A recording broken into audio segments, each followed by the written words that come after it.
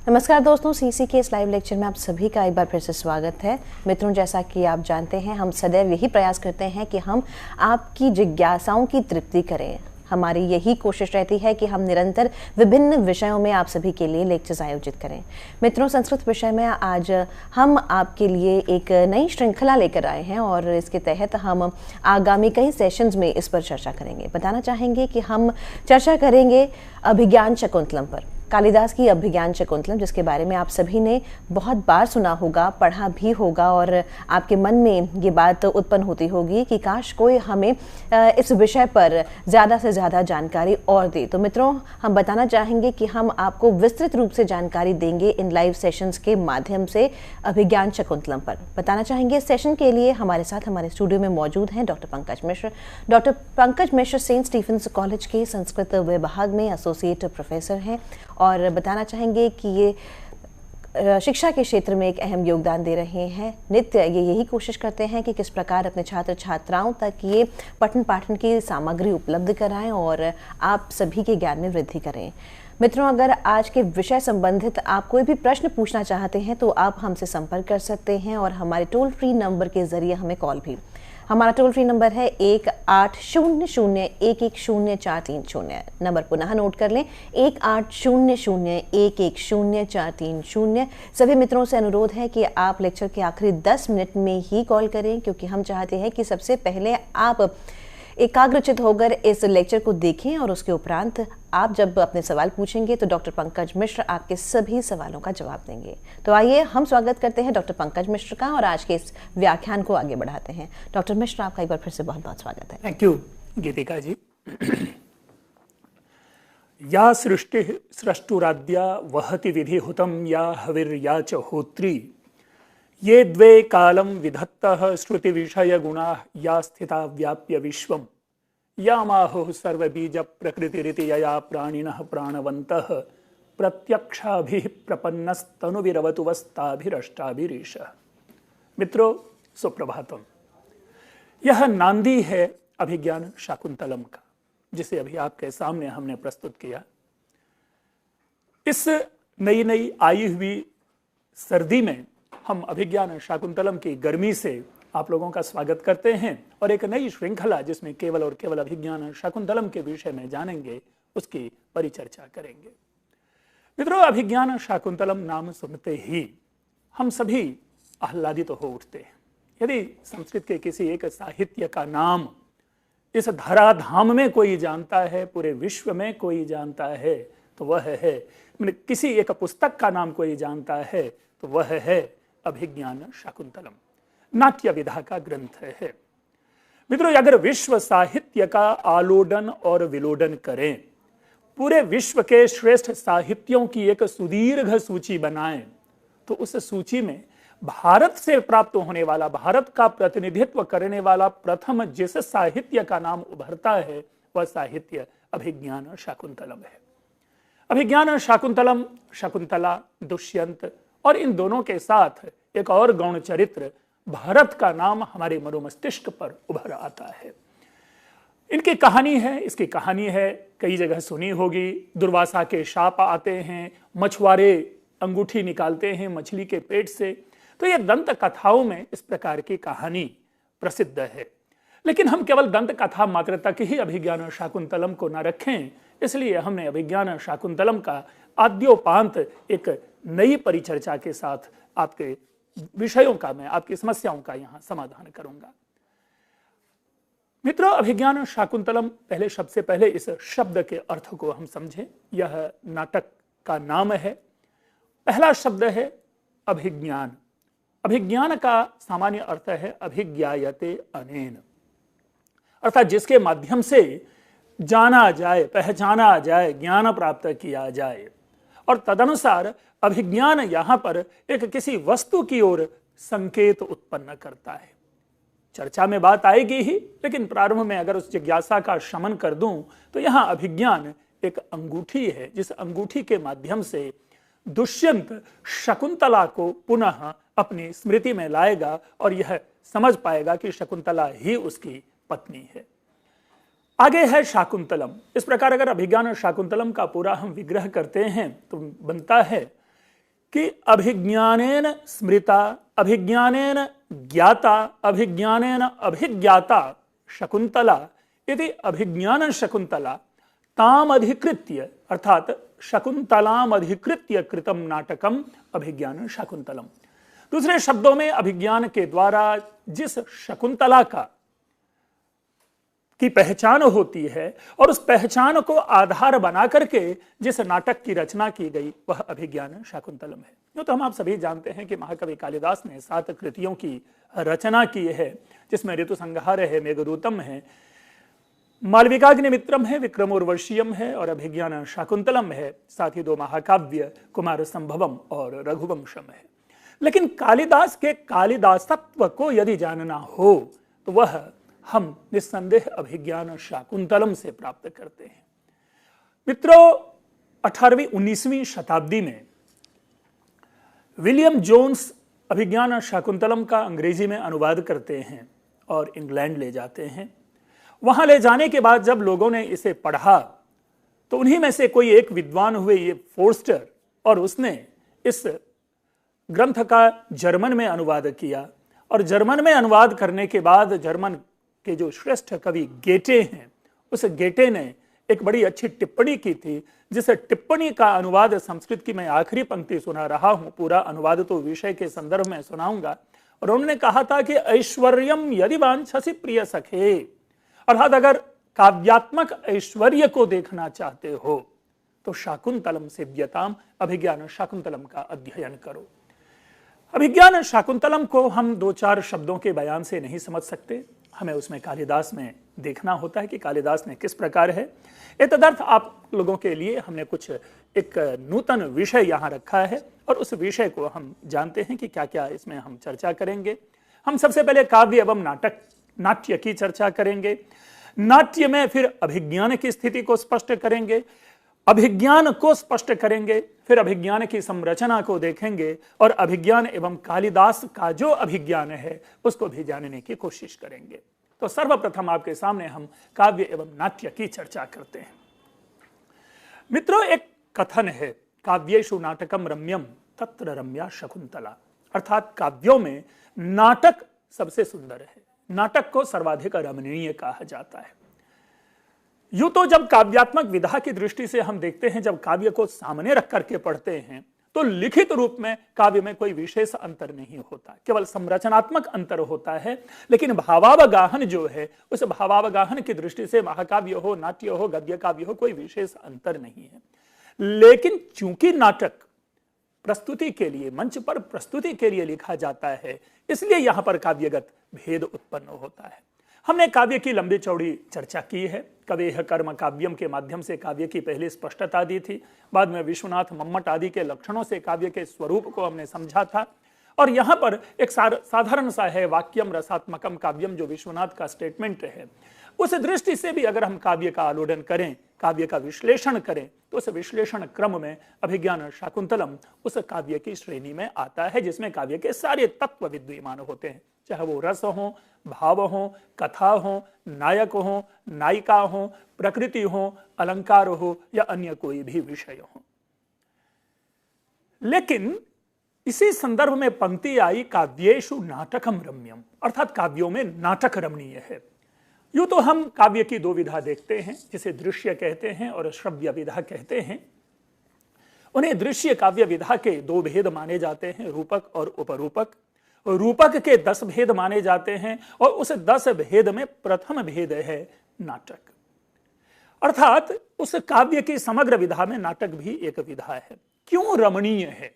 यद्यपि इस पे कई प्रकार की चर्चा है, लेकिन सहज रूप से अगर हम यहां समझें तो इसको इस रूप में देखा जाता है कि सर्वप्रथम कि गद्य और महाकाव्य की अपेक्षा इसमें संक्षिप्ति होती है, अर्थात जिस महाकाव्य में महान विवरण प्राप्त होते हैं, लंबी लंबी व्याख्या प्राप्त होती है, एक एक प्रसंग का विश्लेषण कई कई सर्गों में हम प्राप्त करते हैं, वहीं जन्म जन्मांतर की कथा को अत्यंत संक्षिप्त रूप से हमारे सामने नाटक प्रस्तुत कर देता है। एक दूसरी बात, सद्यः जो भावाभिव्यक्ति है, सद्यः जो रसाभिव्यंजना है, वह नाटक को प्राप्त करके जिस प्रकार होता है वह महाकाव्य में नहीं होता।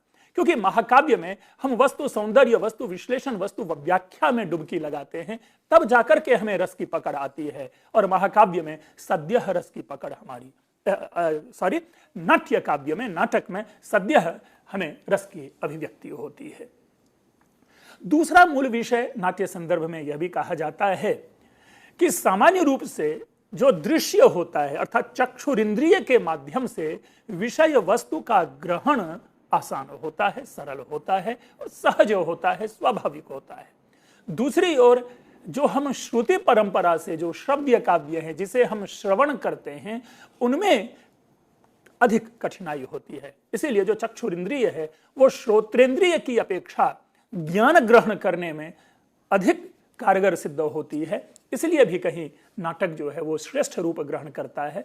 और मैं समझता हूं कि यही कई कारण होंगे, कुछ और भी कारण हो सकते हैं जिसका विश्लेषण किया जा सकता है, जिन कारणों के आधार पर हम नाटक को श्रेष्ठ कहते हैं। और तभी हम संस्कृत साहित्य में, संस्कृत में जो लिखे गए साहित्य है, उन साहित्य की दृष्टि से यदि बात करें तो हम 5 गद्य काव्य के नाम नहीं सुना सकते इमीडिएटली। प्रायशः अगर छात्रों को हम पूछें 5 गद्य काव्यों के नाम सुनाएं तो उनको परेशानी हो जाती है।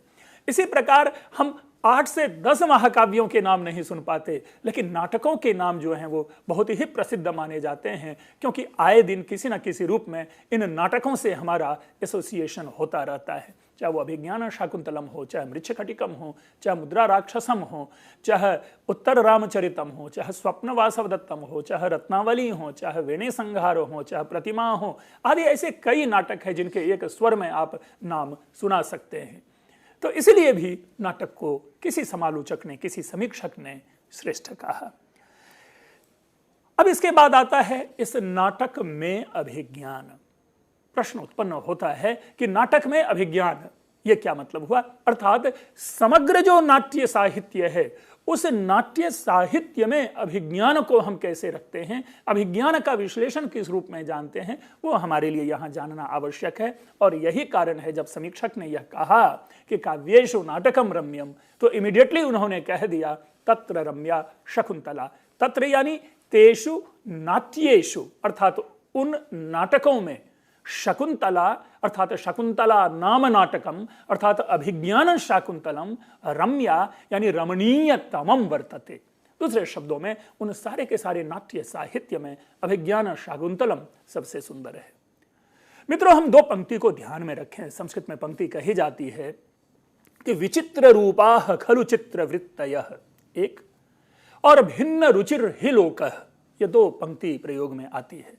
अर्थात हम और सब, हम और आप, सबके जो चिंतन होते हैं, सबका जो आकर्षण होता है, सबकी जो रुचि होती है वो भिन्न भिन्न होती है। किसी को श्रृंगार रस पसंद है, किसी को शांत रस पसंद है, तो किसी को वीर रस पसंद है। तो जिसे वीर रस पसंद होगा उसके लिए अभिज्ञान शाकुंतलम कैसे रमणीयतम हो सकता है, या जिसे शांत रस पसंद होगा उसे क्यों अभिज्ञान शाकुंतलम पसंद होगा। हाँ, जो श्रृंगार रस में आनंदित होने वाले हैं उनके लिए स्वाभाविक रूप से अभिज्ञान शाकुंतलम श्रेष्ठ रमणीयतम कृति हो सकती है। इसीलिए इसका भी जो विश्लेषण जब किया जाता है कि तत्र रम्या शकुंतला, तो यह सापेक्ष है, यह निरपेक्ष नहीं है।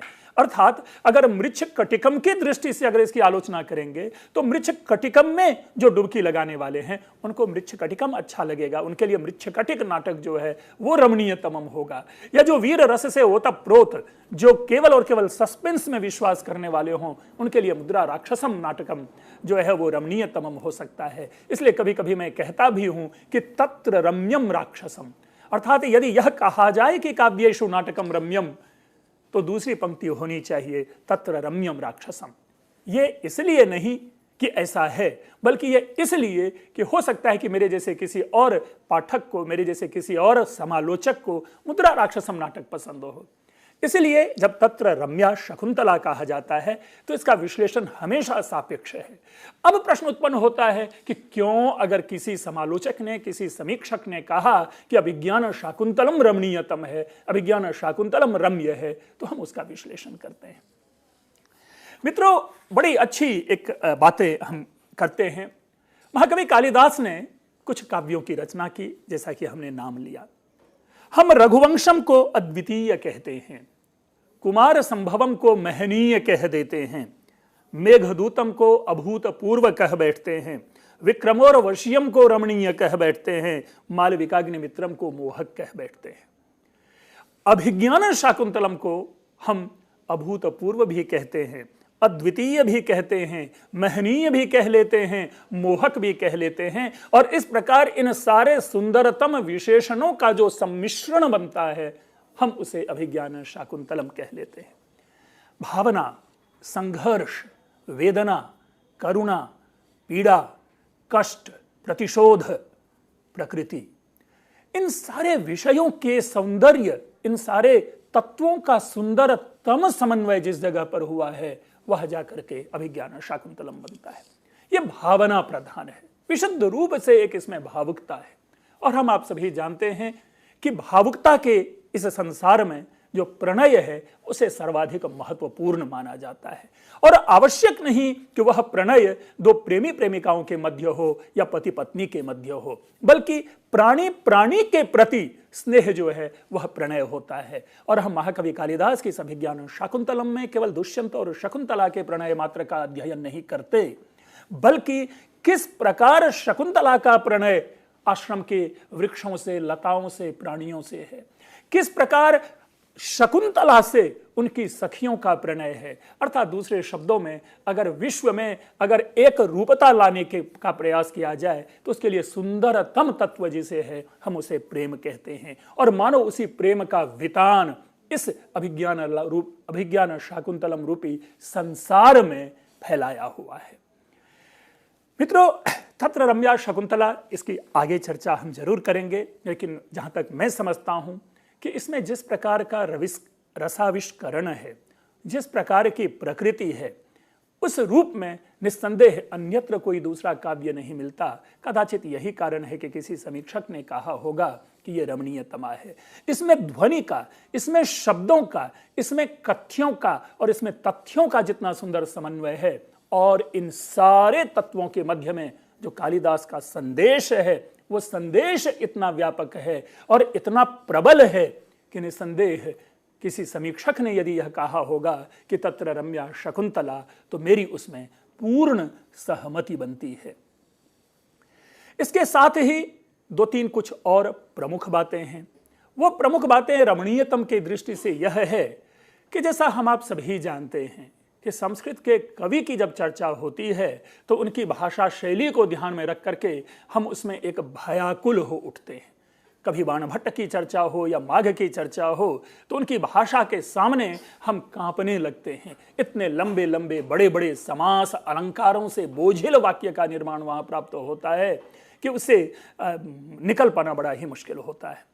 महाकवि भारवी के विषय में तो मल्लीनाथ ने यहां तक कह दिया कि नारिकेल फल सम्मितम वचो भारवी है, कि भारवी की जो वाणी है, भारवी का जो काव्य है, भारवी के जो शब्द हैं और भारवी की जो भाषा है, वह नारियल फल के समान है। अर्थात जिस कठिनाई से उसके भीतर में घुस करके उस नारियल फल का स्वाद ग्रहण किया जाता है, वो भी वही कठिनाई हम किरातार्जुनीयम में प्राप्त करते हैं। अभिज्ञान शाकुंतलम या कालिदास के काव्यों के विषय में इस प्रकार की कोई समीक्षा प्राप्त नहीं होती। इसे द्राक्षा पाक कहते हैं, इसे अंगूरी पाक कहते हैं। और जिस भाषा की हमने बात की, महाकवि कालिदास में कभी बोझिल अलंकारों का प्रयोग नहीं होता। अब कभी नहीं देखेंगे कि महाकवि कालिदास अनुप्रास के पीछे दौड़ते हैं। अगर अनुप्रास कहीं दो चार आए भी हैं तो वो स्वाभाविक है, जैसा कि हमने शुरू में नांदी में आपको सुनाया, उसमें भी अनुप्रास है। यामाहु सर्व बीज, उसके बाद सुनेंगे पर पर आदि का आपको रिपीटेशन होगा। यामाहु सर्व बीज प्रकृति रीति यया प्राणिनः प्राणवन्तः प्रत्यक्षाभि प्रपन्न तनु विरवतुवस्ताभिरष्टाभिरीश। तो पर न प क त न आदि ऐसे वर्ण के रिपीटेशन हो रहे हैं, पुनरावृत्ति हो रही है, अनुप्रास बन रहा है वहां पर, लेकिन वहां कालिदास की प्रवृत्ति नहीं है, कालिदास वहां इंटेंडेड नहीं है अनुप्रास की छटा छोड़ने के लिए। अन्यत्र भी इतने सूक्ष्म शब्दों में उनकी भावाभिव्यक्ति हो जाती है कि जिसे सुनने के बाद हर व्यक्ति को कालिदास पसंद आने लगते हैं, कालिदास से आकृष्ट हो उठते हैं। छोटे से शब्दों में बताऊं, सौंदर्य की परिभाषा, एक से एक विशिष्ट लोगों ने सौंदर्य की परिभाषा दी, सुंदरता की परिभाषा दी, और इन्हीं परिभाषाओं में माघ की एक परिभाषा सर्वाधिक प्रचलित है और वह है कि क्षणे क्षणे नवताम उपैति तदेव रूपम रमणीयताया। लेकिन जब इसी सुंदरता की व्याख्या महाकवि कालिदास करते हैं अभिज्ञान शाकुंतलम के द्वितीय अंक में, विदूषक से जब वार्ता चल रही है शकुंतला विषयक, तो दुष्यंत को विदूषक पूछता है कि भाई दुष्यंत, अरे बताओ तो शकुंतला कैसी सुंदरी है, शकुंतला कैसी है देखने में, बड़ी बड़ी बातें हो सकती है। महाकवि कालिदास 2 शब्दों में शकुंतला के सौंदर्य की अभिव्यक्ति वहां पे प्रस्तुत कर देते हैं और कहते हैं लब्धम नेत्र निर्वाणम। दूसरे शब्दों में इतनी सुंदर है जैसे मानो आंखों को मोक्ष मिल गया। सुंदरता की इससे सुंदरतम परिभाषा, सुंदरतम व्याख्या की सृष्टि नहीं होती। उनकी अभिव्यक्ति ये नहीं है कि वो सपनों, वो सिल्की सौंदर्य वाली है तो ये स्वर्ग लोक की सुंदरी है। वो कहता है दुष्यंत मधुर मासाम दर्शनम। जब वो आश्रम की बालाओं को देखते हैं तो बड़ी लंबी लंबी बातें नहीं करते, उसके सौंदर्य की अभिव्यक्ति इतने मात्र शब्दों में कह बैठते हैं कि मधुर मासाम दर्शनम, अर्थात इन तीनों सखियों का दर्शन जो है वो मिठास घोलने वाला है, मधुरम है, आत्मिक, जिसको कहते हैं कि एक शीतलता प्रदान करने वाली इनकी सुंदरता है। और तभी जाकर के इन दोनों वाक्यों की सृष्टि करते हैं महाकवि कालिदास कि मधुर मासाम दर्शनम और लब्धम नेत्र निर्वाणम। मित्रों, इसके बाद हम अभिज्ञान की चर्चा करें। इस अभिज्ञान की गहराई में आप जाएंगे तो कई सारी बातें निकलती है। एक और बात बताऊं कि अभिज्ञान शब्द का प्रयोग महाकवि कालिदास ने पूरे अभिज्ञान शाकुंतलम में कितनी जगह किया है यह भी जानना आवश्यक है। एक तो सानुमति के माध्यम से इन्होंने 6ठे अंक में अभिज्ञान शब्द का प्रयोग किया है और दुष्यंत के तथा कथित विलाप को देख करके सानुमति कहती है अथवा ईदृशोनुरागोभिज्ञानम अपेक्षते, कि ऐसा प्रेम जिसके पास है, जो इस प्रकार शकुंतला से प्रेम करता है, क्या उसे अभिज्ञान की अपेक्षा है? अर्थात प्रेम में किसी भी प्रकार के अभिज्ञान की अपेक्षा नहीं होती। तो एक जगह ये अभिज्ञान शब्द का प्रयोग होता है। दूसरी जगह हम 4th अंक में जब शकुंतला की सखियां उनको अंगूठी देती हुई है तो उस जगह पे हम पाते हैं कि वहां पर अभिज्ञान शब्द का प्रयोग है। अर्थात पूरे काव्य में अगर आप देखें तो अभिज्ञान शब्द का प्रयोग 3 जगह 3 स्थल विशेष पर प्राप्त होता है। दूसरे शब्दों में महाकवि कालिदास को यह शब्द प्रिय है। इसके साथ ही हमें यह भी सूचना लें कि महाकवि कालिदास को अभिज्ञान शाकुंतल मात्र में अभिज्ञान प्रिय नहीं है, बल्कि अभिज्ञान शाकुंतलम से दूर इनके प्रायशः जितने भी साहित्य है उन सारे साहित्यों के मूल में अभिज्ञान विद्यमान है। चाहे वो विक्रमोर्वशीयम हो जहां संगमनीय मणि से अभिज्ञान होता है, चाहे आप चर्चा कर लें कुमार संभवम में दृष्टि डालें, वहां पर भी आप पाएंगे कि अपने आत्मिक उत्थान ही है जो वास्तविक रूप में पार्वती का अभिज्ञान है। इसी तरह हम मालविकाग्निमित्रम में पाते हैं अभिज्ञान है। मित्रों, ये अभिज्ञान निस्संदेह कालिदास, इवन महाकवि कालिदास इसी अभिज्ञान शब्द के लिए एक अवांतर शब्द का प्रयोग करते हैं रघुवंशम में, प्रतिपत्ति, वो भी एक प्रकार से सम्यक ज्ञान अभिज्ञान है। तो महाकवि कालिदास अपने सारे काव्यों में बार बार पुनः पुनः अभिज्ञान की चर्चा करते हैं और अभिज्ञान वही है कि मनुष्य का व्यक्तित्व का वास्तविक ज्ञान। जहां तक अभिज्ञान के संदर्भ में हम बात करें अभिज्ञान शाकुंतलम के विषय में, अभी हमने काव्येषु नाटकम रम्यम तत्र रम्या शकुंतला की चर्चा की। उसके साथ ही आगे की 2 पंक्ति आती है कि तत्रापि चतुर्थोंकः तत्र श्लोक चतुष्टयम। दूसरे शब्दों में कि इस अभिज्ञान शाकुंतलम का 4th अंक सबसे सुंदर है। अब इसकी व्याख्या किस संदर्भ में की जाए? अभिज्ञान शाकुंतल में सुंदरतम है या पूरे के पूरे संस्कृत नाट्य साहित्य का जो श्रेष्ठ अंक है, जो सुंदरतम अंक है, अभीष्टतम अंक है, वह 4th अंक है? हम इसकी भी व्याख्या लेंगे। और दूसरा है तत्र श्लोक चतुष्टयम, वे कौन से 4 पद्य हैं और यदि वे 4 पद्य हैं तो उनके लिए आधार भूमि का निर्माण करना आवश्यक है कि क्यों वही 4 पद्य श्रेष्ठ होंगे। अन्यथा तो अभिज्ञान शाकुंतलम में कुल 22 पद्य हैं और उन 22 पद्यों का अगर विश्लेषण हम अलग अलग दृष्टि से करते हैं तो ऐसे कई सूची बन जाती है 4-4 भिन्न भिन्न पद्यों की। अगर हम केवल और केवल करुणा को आधार बना करके लें तो तथाकथित जो 4 पद्य हैं उन 4 पद्यों के प्रथम 2 पद्य में ही करुणा है, रेस्ट में करुणा हमें दिखाई नहीं देती। तो इस आधार पर तो वो 4 पद्य नहीं होना चाहिए। रही बात अगर प्रकृति को आधार बना करके बात करें तो वो भी प्रकृतिगत साम्य जो है वो केवल 2 पद्य में है। मैंने अभी पद्यों की सूची नहीं दी आपके सामने, लेकिन मैंने पहले ही कहा कि तथाकथित 4 पद्य, और वे तथाकथित 4 पद्य है यास्यत्यद्य शकुंतलेति हृदयम, दूसरा है पातुम न प्रथमम व्यवस्यति जलम, तीसरा है आसमान साधु विचिंत्य, और चौथा है शुश्रूषस्व गुरून।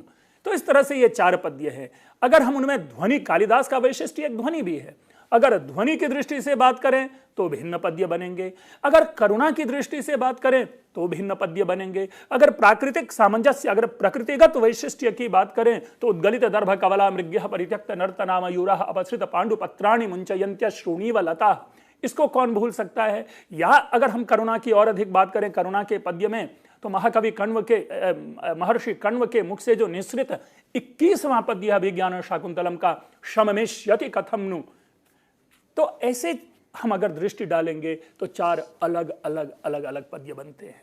हम ये भी जानेंगे कि अगर कोई भी 4 पद्य श्रेष्ठ है तो उनकी श्रेष्ठता के पीछे उस समीक्षक का जिसने यह कहा कि तत्र श्लोक चतुष्टयम या तत्र पद्य चतुष्टयम, तो वो कारण क्या रहा होगा, क्या सोच करके उन्होंने कहा होगा। लेकिन एक तत्व हम आवश्यक रूप से जान लें कि अगर पूरे अभिज्ञान शाकुंतलम की समग्रता का विश्लेषण करें तो M.R. काले ने अपनी भूमिका में, अपने जो अभिज्ञान शाकुंतलम है उसकी भूमिका में संस्कृत में एक जगह लिखा है कि तत्र कारुण्य प्रधानः चतुर्थोंकः श्रेष्ठः, कि करुणा की प्रधानता के कारण चतुर्थ अंक श्रेष्ठ है। अर्थात चतुर्थ अंक में करुणा की ऐसी धारा बहाई गई है जो हर प्राणी के आंखों में आंसू टपका देता है। मानो यही कारण है कि चतुर्थ अंक को श्रेष्ठ कहा गया है। मित्रों, ये जो श्रेष्ठता है या अभिज्ञान का जो अभिज्ञानत्व है, हम अभी तो केवल ये भूमिका मात्र है, हम संक्षेप विषय आपके सामने प्रस्तुत कर रहे हैं। उनके बाद हम क्रमशः एक एक बिंदुओं का विश्लेषण, एक एक दिन पूरी चर्चा उस पर करेंगे।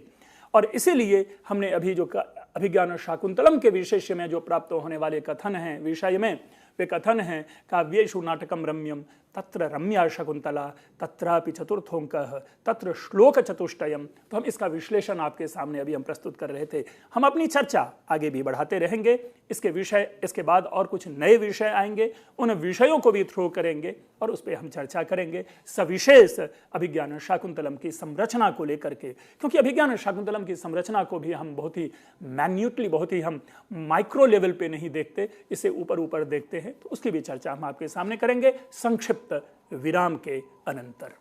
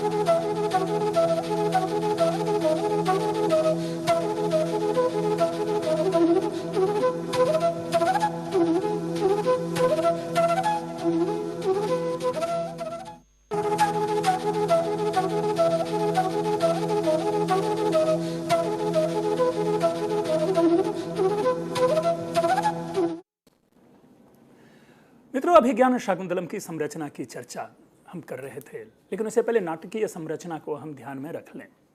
यहाँ जब संरचना की बात करते हैं, स्ट्रक्चर की हम बात करते हैं, तो इसका ये मतलब है कि अभिज्ञान शाकुंतलम को हम किस दृष्टि से, कितने अध्याय आदि के कितने पात्र इस रूप में देखते हैं। लेकिन उससे पूर्व हमें यह देखना है कि जब हमने रूपक के 10 भेद किए तो उन 10 भेदों में पहला भेद हमने बताया कि नाटक है, बाद में प्रकरण आदि है जिसकी चर्चा पूर्व हो चुकी है। सामान्यतया नाटकों के विषय में माना जाता है कि इसमें 5 से 7 अंक होने चाहिए, लेकिन पुनः प्रश्न उत्पन्न होता है कि विक्रमोर्वशीयम क्या नाटक है या नहीं है।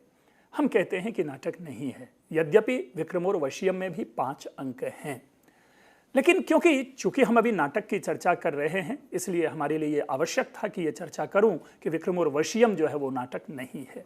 नाटक क्यों नहीं है? क्योंकि ऐसा है, माना जाता है कि ऐसा नाटक जिनमें 5 अंक हों और 5 अंकों में विदूषक की उपस्थिति हो तो उसे हम नाटक नहीं बल्कि त्रोटक कहते हैं। और महाकवि कालिदास ने अपनी प्रस्तावना में स्पष्ट रूपेण यह बताया था कि विक्रमोर्वशीय नामधेयेन नवेन त्रोटकेन उपस्थास्ये। तदनुसार हम उसे नाटक नहीं कहते, अभिज्ञान शाकुंतलम को नाटक कहते हैं, क्योंकि नाटक के विषय में जैसा बताया कि 5 से 7 अंक हैं और अभिज्ञान शाकुंतलम 7 अंकों में बटा हुआ है। इन 7 अंकों पर अगर हम दृष्टि डालें तो मैं संक्षिप्त एक एक वाक्य में 7 अंकों को इंट्रोड्यूस कर दूं पहले, कि प्रथम अंक में मूल रूप से शिकार के लिए निकले हुए दुष्यंत का आश्रम में प्रवेश होता है, जहां पर शकुंतला को वह पहली बार देखता है और शकुंतला के सौंदर्य से अभिभूत होकर के वह उससे प्रेमासक्त हो जाता है। दूसरे अंक में वह जो प्रेम में जो उत्पन्न पीड़ा है मिलन से पूर्व की, वो पीड़ा बढ़ती है दुष्यंत में। और इसमें मूल रूप से 2 ही चरित्र है, विदूषक और दुष्यंत। अन्य सहायक चरित्र हैं, लेकिन मूल जो फोकस है पूरा का पूरा सेकेंड एक्ट वो दुष्यंत और विदूषक के कन्वर्सेशन पे है।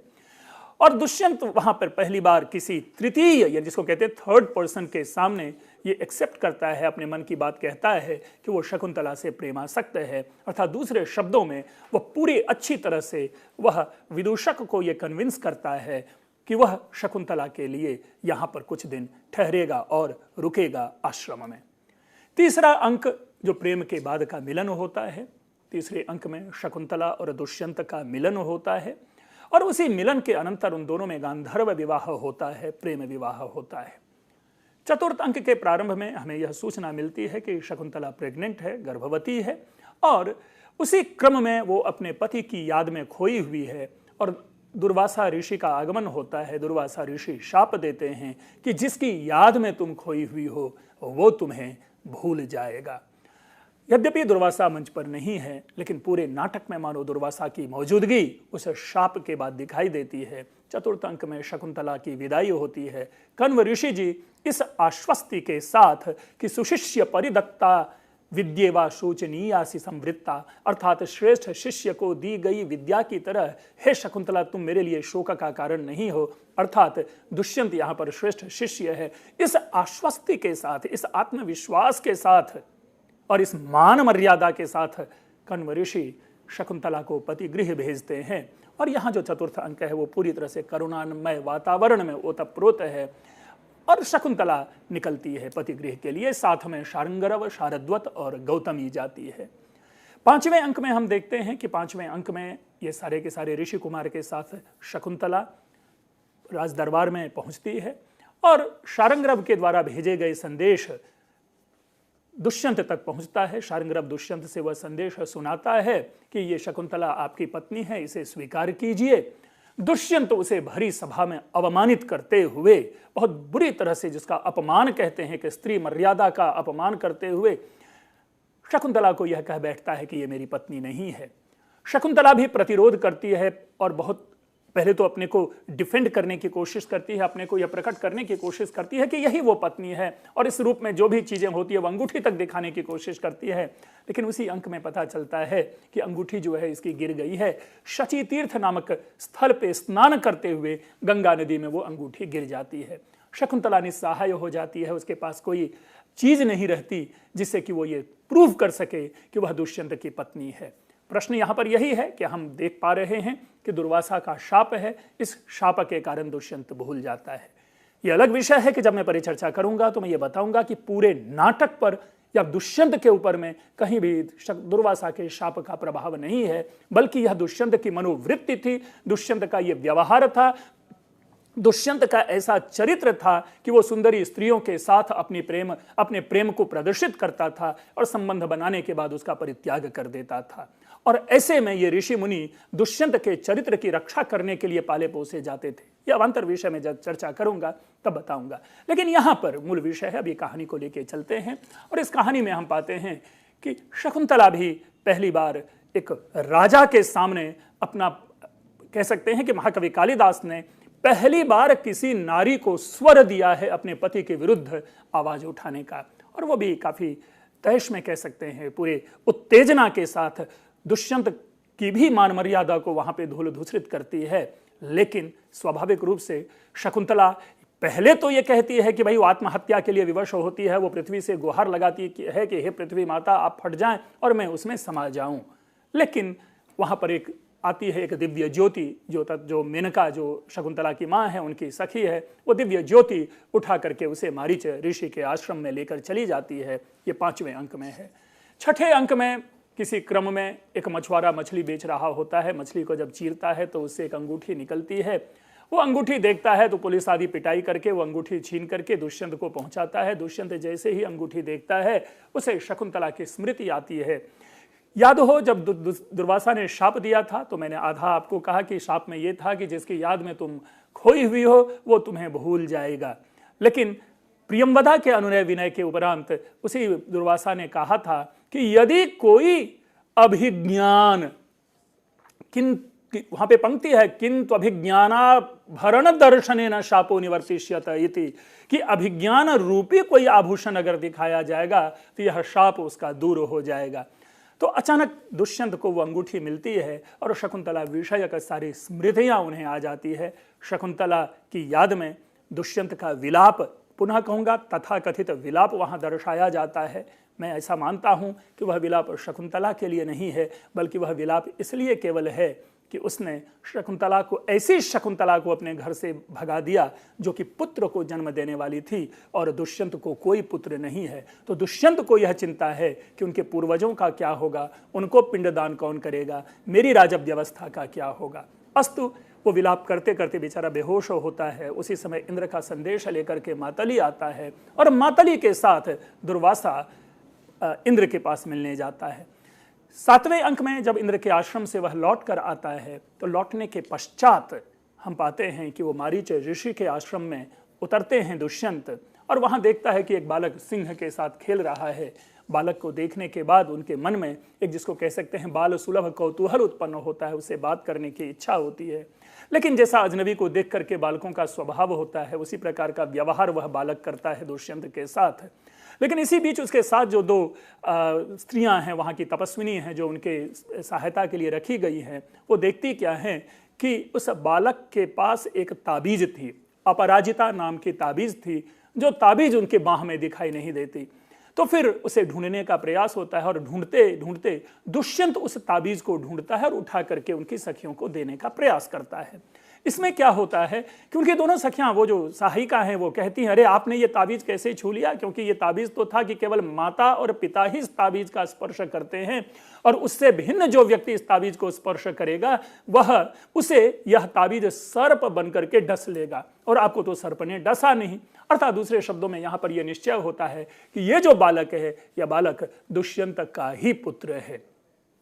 दुष्यंत के मन में वो अनुराग उठता है। इसी बीच ये सखियां दौड़ी दौड़ी जाती हैं और शकुंतला को सुनाती हैं कि ऐसे दुष्यंत है, और यहाँ पर एक विशुद्ध, जो कह सकते हैं कि स्थिति उत्पन्न होनी चाहिए, उस स्थिति उत्पन्न होने के अनंतर दुष्यंत और शकुंतला का इस रूप में मिलन होता है। तब मिलन होता है जब दुष्यंत, एक चक्रवर्ती राजा, शकुंतला के चरणों पे गिर करके क्षमा मांगता है। पंक्ति है, पादयोः प्रणिपत्य, पैरों पर गिर करके क्षमा याचना करता है और सुखद समाप्ति होती है। यह भारतीय नाट्य परंपरा की विशेषता है कि सामान्य रूप से नाटकों की सुखद समाप्ति होती है, और यही कारण है कि उत्तर रामचरितम में राम और सीता का मिलन दिखाया जाता है, क्योंकि हमारे साहित्यकार भी जो होते हैं वो इस परंपरा से बंधे होते हैं।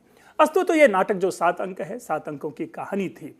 हम संरचना देखते हैं, जैसा मैंने 7 अंक कहा, पूरे नाटक में, चाहे वो पूरे नाटक की बात करें और जो मंच पर उपस्थित होने वाले पात्रों की बात करें, चाहे वो एक पात्र हो, चाहे वो एक डायलॉग के लिए क्यों ना आया हो, ऐसे कुल पात्रों की संख्या 39 है, 39 मंचोपस्थित पात्र 39 हैं।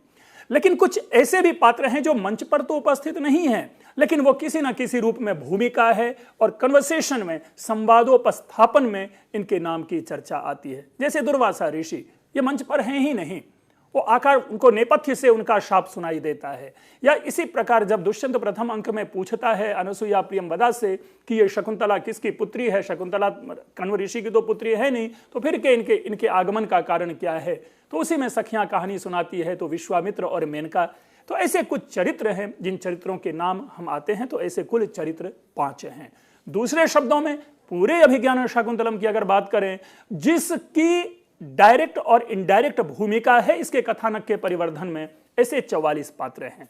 किंतु ऐसे 2-3 चरित्र भी हैं जिनकी ओर संकेत है, जैसे मित्रावसु, ये वसुमती का भाई है।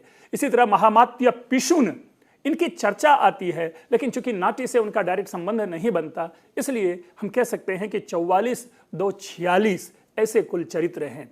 और 46 ऐसे कैरेक्टर्स में भी अगर हम विश्लेषण करें तो एक नई बात क्या निकल कर आएगी कि मंच पर उपस्थित होने वाले जो कुल पात्र हैं वे इसमें 14 महिलाएं हैं, स्त्री पात्र हैं, और एक जो कि मंच पर उपस्थित नहीं होती, जैसा नाम लिया अभी मेनका। तो इस प्रकार से 15 चरित्र हैं जो मंच पर उपस्थित 15 स्त्री पात्र हैं जिनका हम उल्लेख अभिज्ञान शाकुंतलम में करते हैं। अगर आपको इसमें रुचि है तो मैं फिर से दोहरा दूं कि कुल 46 पात्रों का उल्लेख अभिज्ञान शाकुंतलम में है। उन 46 पात्रों में से 15 पात्र ऐसे हैं जो स्त्री पात्र हैं।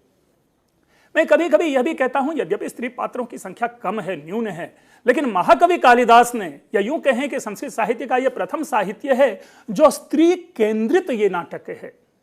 स्त्री विमर्श उस समय में भी चलता था और स्त्री केंद्रित नाटक है, क्योंकि समस्या जो है वो स्त्री की समस्या है, शकुंतला की समस्या है, समस्या दुष्यंत की नहीं है। और शकुंतला यहां प्रतीक है कि उस समाज में रहने वाली हर नारी का प्रतिनिधित्व शकुंतला करती हैं, क्योंकि जिस प्रकार का व्यवहार शकुंतला के साथ हुआ है ऐसा व्यवहार कदाचित अन्य स्त्रियों के साथ भी होता होगा। तो महाकवि कालिदास ने हम समझते हैं कि उसी समाज को ध्यान में रखते हुए एक बड़े ही सुंदर और आकर्षक कथानक को आधार बना करके यहाँ हमारे सामने प्रस्तुत किया। जहां तक रही संरचना के ही संदर्भ में कथा की बात आ गई, अभी हम कथा दृष्टि से भी देख लें कि संस्कृत साहित्य की सामान्य परंपरा यह रही है कि उनकी मूल कथा जो है किसी अन्य साहित्य से ग्रहण की जाती रही है, और जिस साहित्य से ग्रहण की जाती रही है कथा, उसे हम लोगों ने नाम दिया है, समीक्षकों ने नाम दिया है उपजीव्य, सोर्स टेक्स्ट, उपजीव्य ग्रंथ। और इस तरह से संस्कृत साहित्य में 3 उपजीव्य ग्रंथ माने जाते हैं। वे 3 उपजीव्य ग्रंथ हैं रामायण, महाभारत और पुराण। अब यहाँ रामायण, महाभारत, पुराण में से महाभारत की जो कथा है, महाभारत से कथा ली गई है ऐसा माना जाता है अभिज्ञान शाकुंतलम में। साथ ही यह कथा पद्म पुराण में भी प्राप्त होती है, और इसके साथ ही यह कथा एक अन्य विशिष्ट ग्रंथ में प्राप्त होती है जिसका नाम नहीं लिया जाता, वह है बौद्ध ग्रंथ कट्ठहारी जातक। तो मित्रों, इसकी जो कथा है, अब यद्यपि हम ये नहीं कह सकते कि तीनों से ली गई। महाकवि कालिदास ने हो सकता है कि महाभारत मात्र का अध्ययन किया हो तो महाभारत से उन्होंने कहानी ले ली, या पद्म पुराण मात्र का अध्ययन किया हो तो पद्म पुराण से कहानी ले ली, या कट्ठहारी जातक मात्र का अध्ययन किया हो तो कट्ठहारी जातक से इन्होंने यह कहानी ले ली। लेकिन हम ऐसा मानते हैं कि महाभारत ही इस ग्रंथ का मूल स्रोत है, लेकिन समीक्षा दृष्टि से अभिज्ञान शाकुंतलम की कथा इन 3 ग्रंथों में प्राप्त होती है। इस ग्रंथ के विस्तार के लिए, इस ग्रंथ में अन्य कहानियों के समावेश के लिए हम आप सभी जानते हैं आधिकारिक कथा होती है, प्रासंगिक कथा होती है, और इन्हीं प्रासंगिक कथाओं को अभिव्यक्त करने के लिए अन्य कई टूल्स उपयोग में लाए जाते हैं। कई सारी ऐसी बातें होती है, घटनाएं घटती है जिसे मंच पर तो नहीं दिखाया जाता, लेकिन कन्वर्सेशनल फॉर्म में वो बातें निकल कर आती है। और तदनुसार हम यहाँ पाते हैं कि 2 विष्कंभक है और 1 प्रवेशक है। एक विष्कंभक आप लोग अच्छी तरह से जानते होंगे, जो कि 4th अंक में है, अनसुया और प्रियंवदा के मध्य। इसी विष्कंभक के मध्य से हमें दुष्यंत के शाप की चर्चा ज्ञात होती है। इसी विष्कंभक से हमें यह भी ज्ञात होती है कि दुष्यंत के ऊपर से शाप मोचन कैसे होगा, और इसी विष्कंभक के संदर्भ में हम यह भी ज्ञात करते हैं कि कण्व ऋषि ने दुष्यंत और शकुंतला के विवाह को स्वीकृति दे दी है। क्योंकि शकुंतला ने दुष्यंत से अपने माता पिता या अपने गुरुजनों से पूछे बिना ही विवाह कर लिया था। तो उस समाज में भी यह समस्या होती थी कि बिना पूछे शादियां तो होती थी, लेकिन पता नहीं गुरुजनों अभिभावकों की क्या दृष्टि होती होगी। तो कण्व ऋषि की सहमति यहां दिखाई देती है। इसी तरह से एक और विष्कंभक है जो हम तृतीय अंक में पाते हैं। अनसुया की शकुंतला की पीड़ा से पूर्व छात्र जो है, एक छात्र आता है, एक ऋषि कुमार आता है, जिसके माध्यम से, जिसके संवाद से हम यह जान पाते हैं कि शकुंतला जो है दुष्यंत के विरह में पीड़ित है आदि। तो यह संरचनात्मक दृष्टि है, इस प्रकार से हम पाते हैं। अगर अंकों में पद्यों की दृष्टि से देखें तो पद्यों की भी चर्चा होती रही। 31 पद्य जो हैं वो आपको प्रथम अंक में प्राप्त होते हैं, और हमने जैसी चर्चा की कि 22 पद्य जो है वो चतुर्थ अंक में प्राप्त होती है। लेकिन पुनः प्रश्न यह बना रह जाता है कि सबसे बड़ा अंक कौन सा है। तो स्वाभाविक रूप से जो सबसे बड़ा अंक है वह चतुर्थ अंक नहीं है। सबसे बड़ा अंक छठा अंक है, जिसमें काफी विस्तार हम प्राप्त करते हैं। बहुत सारी कहानियां हैं, बहुत सारी घटनाएं हैं, उपघटनाएं हैं। अगर हम यूं कहें कि घटनाओं का अगर कोई एक केंद्रीय स्थल है तो वह है छठा अंक, जिसमें गति भी है, जिसमें त्वरा भी है, जिसमें सूचना भी है, जिसमें एक्शन भी है, जिसमें कार्य व्यापार भी है। तो इस तरह से छठा अंक जो है इसका सबसे बड़ा है, लेकिन सबसे सुंदर अंक नहीं है। सुंदर अंकों की जहां तक बातें आई, एक बात तो हमने कही आपको कि लोग सामान्य रूप से चतुर्थ अंक को श्रेष्ठ अंक मानते हैं, लेकिन इसके साथ ही दूसरी सबसे बड़ी बात यह आती है कि कई लोग यह भी मानते हैं कि नहीं, पंचम अंक जो है वह सर्वश्रेष्ठ है। चतुर्थ अंक की अपेक्षा पंचम अंक सर्वश्रेष्ठ है। अब क्यों है, क्या है, इसका भी विश्लेषण हम तब करेंगे जब क्रमशः एक एक अंक का विश्लेषण हम आपके सामने लाएंगे। अभी तो मित्रों यह पूर्व पीठिका है, एक बैकग्राउंड है जो अभिज्ञान शाकुंतलम की समग्रता आपको प्रस्तुत कर रहे हैं, ताकि जब ये बातें आपको जानकारी में होगी तो इन बातों के माध्यम से हम पंचम अंक हो या चतुर्थ अंक हो या छठे अंक हो, इसको हम बखूबी सरलता से समझ पाएंगे। अब प्रश्न उत्पन्न होता है अभिज्ञान एवं कालिदास का अभिज्ञान। कैसा अभिज्ञान, क्या अभिज्ञान? इस अभिज्ञान को पढ़ने के बाद हम क्या प्राप्त करते हैं? तो एक सुंदर शब्दावली के माध्यम से हमने ये 4-5 बिंदु आप लोगों के लिए बनाया है और उस एक एक बिंदु की चर्चा करेंगे कि कालिदास के कवित्व का अभिज्ञान, कालिदास कालीन समाज का अभिज्ञान, कालिदास की सौंदर्यानुभूति का अभिज्ञान, कालिदास की प्रकृति का अभिज्ञान, कालिदास के चिंतन का अभिज्ञान और कालिदास के प्रेम का अभिज्ञान। ध्यान हो, जो आखिरी पंक्ति है, आखिरी जो बिंदु है, उसमें आपने देखा होगा क्वेश्चन मार्क लगा हुआ है कि कालिदास के प्रेम का अभिज्ञान, अर्थात क्या महाकवि कालिदास अपने इस ग्रंथ के माध्यम से प्रेम की चर्चा कर रहे हैं या हमारे सामने कुछ और बात बताना चाहते हैं? हाँ, यह आवश्यक है। देखिए, प्रेम एक ऐसी वस्तु है जिससे लोगों का आकर्षण होता है, लेकिन इस प्रेम के नेपथ्य में जो महाकवि कालिदास का संदेश है उसे समझना बहुत जरूरी है। और ए तदर्थ जब हम कालिदास के प्रेम का विश्लेषण करेंगे तो बिना भारत वाक्य को पढ़े हम प्रेम को नहीं जान पाएंगे। देखिए, यूं तो मित्रों भारत वाक्य में राजा का, राज्य का, प्रजा का, इन तीनों लोगों के कल्याण की चर्चा होती है। इन तीनों लोगों के कल्याण की आराधना की जाती है। अमृत की बारिश हो, दूध की नदियां बहे, ये राजा 1000 वर्ष तक शासन करता रहे, इस प्रकार के भरत वाक्य होते हैं। लेकिन हम एक ऐसा भरत वाक्य देखते हैं जो ट्रूली सजेस्टिव है, पूरी तरह से ये संकेतात्मकता है उसमें। देखिए, पहले 2 पंक्ति को ध्यान रखें। प्रवर्तताम प्रकृति हिताय पार्थिव। राजा प्रजा के कल्याण पर ध्यान दें, प्रकृति हिताय प्रवर्तताम, प्रजा के कल्याण के लिए प्रवृत्त हों। यह नहीं करें कि राजा चिरकाल तक शासन करता रहे। फिर कहते हैं सरस्वती श्रुत महताम महीयताम, अर्थात वाग्देवी के जो उपासक ऋषि मुनिगण हैं वे अपनी वाणी पर संयम करें, रखें। ये क्यों ऐसा कह रहे हैं महाकवि कालिदास? इन्होंने भी क्यों नहीं साक्षात कह दिया कि ये राजा चिरकाल तक शासन करता रहे, दूध की नदियां बहे, अमृत की बारिश हो? मैं यहीं से अभिज्ञान शाकुंतलम के मर्म को जानने का प्रयास करता हूं, यहीं से अभिज्ञान शाकुंतलम के संकेत का प्रयास करता हूं। और जब दूसरी पंक्ति हम पढ़ते हैं कि सरस्वती श्रुत महताम महीयताम, तो कदाचित हमें सोचने के लिए बाध्य कर देता है कि महाकवि कालिदास ने परोक्ष या अपरोक्ष रूप से अपने इस नाट्य ग्रंथ में 3 ऋषियों का सन्निवेश किया है, महर्षि कण्व, महर्षि दुर्वासा और महर्षि मारीच। और इन तीनों ऋषियों की भूमिका कैसी रही है इस अभिज्ञान शाकुंतलम में, हम यह भी देखेंगे। निस्संदेह महर्षि कण्व जो पिता कण्व है, उस रूप में उनका कोई पैरेलल नहीं हो सकता, इस रूप में पिता कण्व का कोई अपवाद हो ही नहीं सकता। लेकिन जब हम देखते हैं कि जिस प्रकार से दुर्वासा ने शकुंतला को शाप दिया है, तो निस्संदेह एक प्रश्न उत्पन्न होता है कि क्या हम ऋषि उसे कहेंगे जिनमें क्रोध हो? क्या ऋषि एक सामान्य इनोसेंट एक पुत्री को दंड दे? देखिए, जो अरिषड वर्ग विरहित होते हैं उन्हीं को ऋषि होना चाहिए, लेकिन दुर्वासा बिना सोचे समझे, बिना जाने और शकुंतला को शाप देते हैं। शाप तो दिया जाना चाहिए था दुष्यंत को, जो उसे छोड़ करके चले गए यह कहकर कि मैं 3 दिन के भीतर तुमको वापस ले जाऊंगा, तुम हमारे लोग आएंगे और तुम्हारी विदाई करवा के ले जाएंगे। और ये 6-7 महीने हो गए हैं, एक गर्भवती शकुंतला के गर्भ को 7 महीने हो गए हैं, लेकिन दुष्यंत की ओर से एक व्यक्ति मात्र तक नहीं आया। तो कर्तव्य की उपेक्षा राजा ने की है, इसलिए शाप उनको होना चाहिए था। यह भी चर्चा उस क्रम में करेंगे। मित्रों, यहां जो मूल विषय इसी जो आपके सामने हमने प्रस्तुत किया था, वो विषय यह था कि कालिदास के प्रेम का अभिज्ञान क्वेश्चन मार्क। हम इसे भी अपने अलग की परिचर्चा में, समीक्षा में जब लाएंगे, एक एक बिंदु को करेंगे। लेकिन कुछ मैं जैसे कालिदास के जी पंकज जी यहाँ पर रोकना चाहेंगे, हम आगे इस सेशन को बढ़ाएंगे। इससे पहले हमारे कॉलर हमारे से टेलीफोन लाइन पर जुड़ चुके हैं। Hello hello hello ma'am.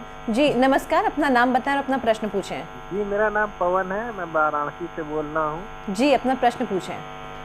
जी मेरा प्रश्न है कि शकुंतला में आज की स्त्रियां कितनी प्रासंगिक हैं? जी। और मेरा दूसरा प्रश्न है कि अभिज्ञान शाकुंतलम इस समाज को क्या संदेश देना चाहती है? जी जी, बहुत बढ़िया प्रश्न पवन जी, वाराणसी से आप बोल रहे हैं। सबसे पहले तो आपके दोनों प्रश्न ही बड़े ही सुंदर मेरे लिए है, और मेरे जैसे व्यक्ति इस प्रश्न को सुनकर के और अच्छा महसूस करते हैं। आज के समाज की स्त्रियों को आप शकुंतला के संदर्भ में देखना चाहते हैं। मैंने पहले ही कहा है कि महाकवि कालिदास प्रथम कवि हैं जिन्होंने एक स्त्री को स्वर दिया है। अपने ऊपर होने वाले अन्याय के विरुद्ध उन्होंने आवाज उठाई है। तो स्वाभाविक रूप से महाकवि कालिदास का यह संदेश उस काल के लिए नहीं है जिस काल के महाकवि कालिदास हैं, बल्कि कवि क्रांत दृष्टा होते हैं। इसलिए मैं ये कहता हूं कि यह संदेश उनका आज के स्त्रियों के लिए भी है, क्योंकि स्त्रियां अपने ऊपर होने वाले इस प्रकार के व्यवहार को नहीं सहन करें। कहीं ना कहीं कालिदास का यह संदेश है। तो आपका जो प्रथम प्रश्न था, ये स्वाभाविक रूप से इसमें बैठता है कि आज के स्त्रियों के लिए ये स्पष्ट रूपेण प्रासंगिक है।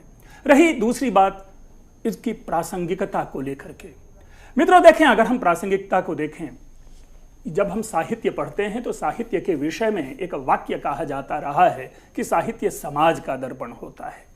हम अपने पीछे के समाज की बातों से अपने आगे के समाज का करेक्शन करते हैं। अर्थात अगर उस समाज में कुछ गलत हो रहा है तो इस समाज में नहीं होने देते हैं, और जो उस समाज में अच्छा होता है उस बातों को हम इस बात में अनुपालन में लाते हैं। तो इस दृष्टि से हम ऐसा पा रहे हैं कि महाकवि कालिदास ने भरत वाक्य में वो क्लियर संदेश उन्होंने दिया है कि प्रवर्तताम प्रकृति हिताय पार्थिवः। जिस समाज के जो पुरोधा हैं वे उस समाज की सुरक्षा और संरक्षा पे ध्यान दें, और जो समाज के बुद्धिजीवी हैं, सरस्वती श्रुत महताम महीयताम, वे अपनी वाणी का दुरुपयोग नहीं करें। मैं तो समझता हूं कि कालिदास का अभिज्ञान शाकुंतलम आज के संदर्भ में जितना प्रासंगिक है, कदाचित उतना प्रासंगिक उस काल में भी नहीं होगा। आपका धन्यवाद।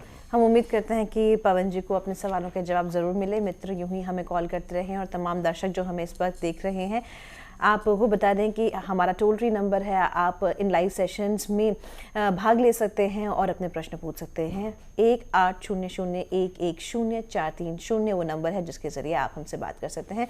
जी पंकज जी, यहाँ पर हमारे पास कुछ समय बचा है, तो हम ये चाहेंगे कि आप हाँ, मैं वही कालिदास के कवित्व के अभिज्ञान की चर्चा कर रहे थे।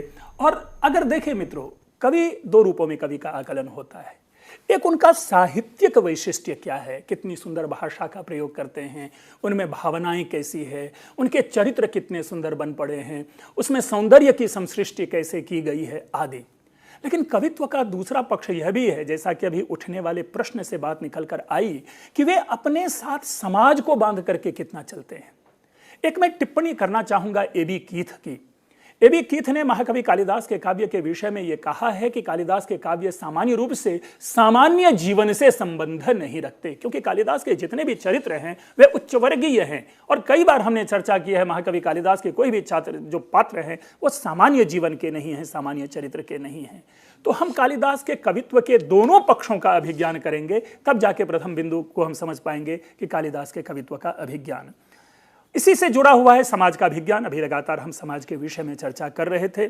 तीसरा फिर बात निकल कर आई सौंदर्यानुभूति का अभिज्ञान, जिसका संकेत हमने अपनी भूमिका में शुरू में दी थी कि कालिदास के लिए जो सौंदर्य है वो कैसा है। और एक तथ्य और ध्यान में रखना है, जो नक्शल में जैसे हम कहते हैं कि महाकवि कालिदास कभी भी शारीरिक सौंदर्य के समुपासक नहीं रहे।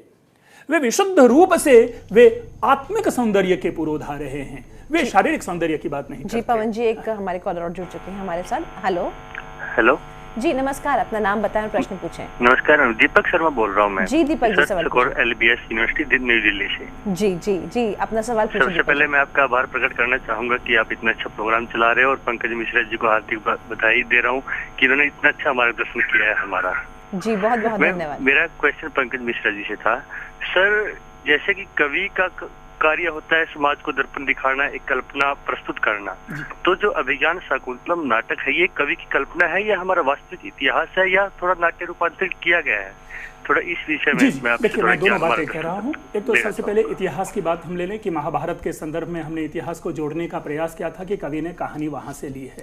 लेकिन एक चीज हमेशा दीपक जी हम ध्यान में रखें कि जब भी कवि कोई किसी साहित्य की रचना करता है तो उनमें जिन चरित्रों को वे रखते हैं वे चरित्र हमारे प्रतीक होते हैं। दूसरे शब्दों में शकुंतला शकुंतला नहीं रह जाती, दुष्यंत दुष्यंत नहीं रह जाता, उसमें हमारे ही समाज के सारे लोग, सारी जो स्त्रियां हैं शकुंतला बनती हैं, और हम ही सारे जो पुरुष होते हैं वो दुष्यंत बनते हैं। ये प्रतीक है। हमने कभी शुकनाश उपदेश के संदर्भ में भी कहा था कि शुकनाश शुकनाश नहीं है, चंद्रापीड़ चंद्रापीड़ नहीं है। कवि ऐसे व्यक्तित्व को अपने साहित्य का चरित्र ही इसलिए बनाते हैं कि समाज के लोगों का एसोसिएशन हो सके। इसलिए मैं स्पष्ट रूप से ये मानता हूं कि कालिदास हों, भारवी हों, विशाखा दत्त हों या कोई भी कवि हों, उनके लिए समाज प्रथम है, कहानी सुनाना द्वितीयक है। ठीक है, मैं समझता हूं क्योंकि समय भी समाप्ति की ओर अग्रसर है और आगे भी मैं आपके इसी प्रश्न से अगर हुआ तो आगे प्रारंभ करूंगा। लेकिन कभी भी कवि को समाज से अलग नहीं समझना चाहिए, और कवि के जो चरित्र होते हैं उसे हमें सामाजिक पात्र मात्र समझना चाहिए, ना कि वह दिव्य चरित्र। धन्यवाद। और हम धन्यवाद देना चाहेंगे डॉक्टर पंकज मिश्र का। और मित्रों, हम यही चाहेंगे कि अगर आप लाइव सेशंस में अपने प्रश्न नहीं साझा कर पाए हैं तो आप अपने प्रश्न हमें info.cec@nic.in पर भेज सकते हैं। अगली बार जब डॉक्टर पंकज मिश्र हमारे साथ हमारे स्टूडियो में होंगे तो हम आपके प्रश्नों को जरूर शामिल करेंगे। तब तक के लिए आप सभी को बहुत बहुत धन्यवाद। नमस्कार।